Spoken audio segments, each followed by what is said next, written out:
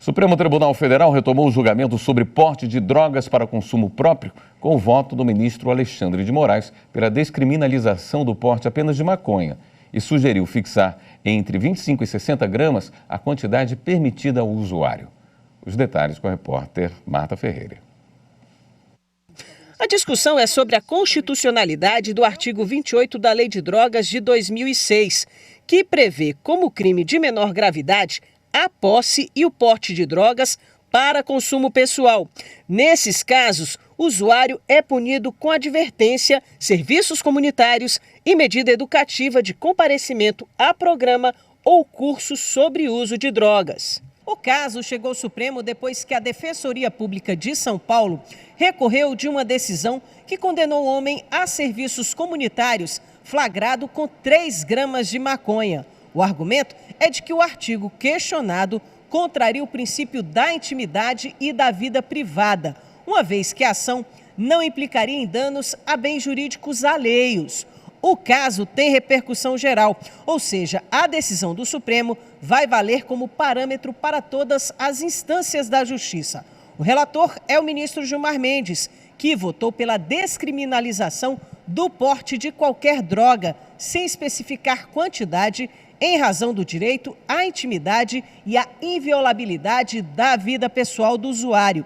Os ministros Edson Fachin e Luiz Roberto Barroso também já haviam votado e defenderam a descriminalização apenas para a maconha.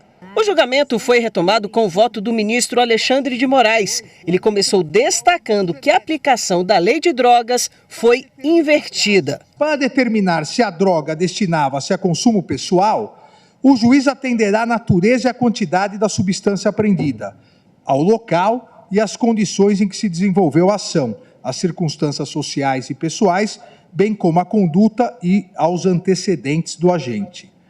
Isso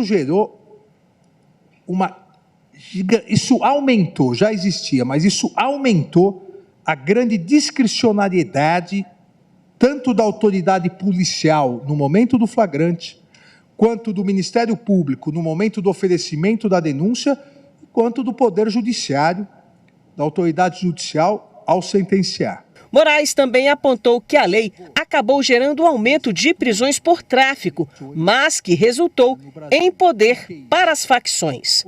Aquele que antes era tipificado como usuário e o sistema de persecução penal aplicava uma sanção, quando despenalizou o sistema de persecução penal, se acomodou, quis compensar, eu diria que o sistema de persecução penal não concordou com a lei, com a despenalização. Então acabou transformando o usuário, muito dos usuários, em pequenos traficantes. Só que o pequeno traficante, com a nova lei, tinha uma pena alta, foi para o sistema penitenciário. Jovem, primário, sem oferecer periculosidade à sociedade, foi literalmente capturado pelas organizações criminosas. O ministro ainda destacou as discrepâncias em relação às prisões, principalmente quando a quantidade de drogas é levada em consideração. O que não dá é, com a mesma quantidade de droga, com as mesmas condições de apreensão, com as mesmas circunstâncias fáticas, alguém só ser considerado traficante com 52% a mais de peso, somente por ter curso superior.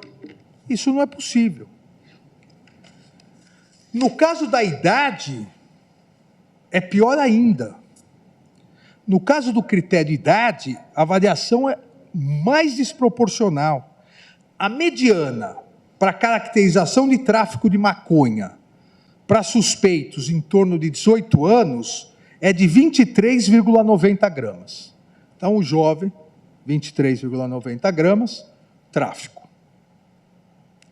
Para os suspeitos até 30 anos, 36 gramas. Agora, para os suspeitos que são pegos com mais de 30 anos, 56 gramas. Nós podemos considerar que os dois são traficantes, ou que os dois são usuários. O que não dá é porque um tem 18 anos e outro tem 32, um ser traficante e outro usuário. Na sequência, o relator, ministro Gilmar Mendes, pediu para o julgamento ser adiado com o objetivo de trazer um voto que reúna as posições manifestadas até agora. Já são 4 votos a favor da descriminalização da maconha para consumo próprio.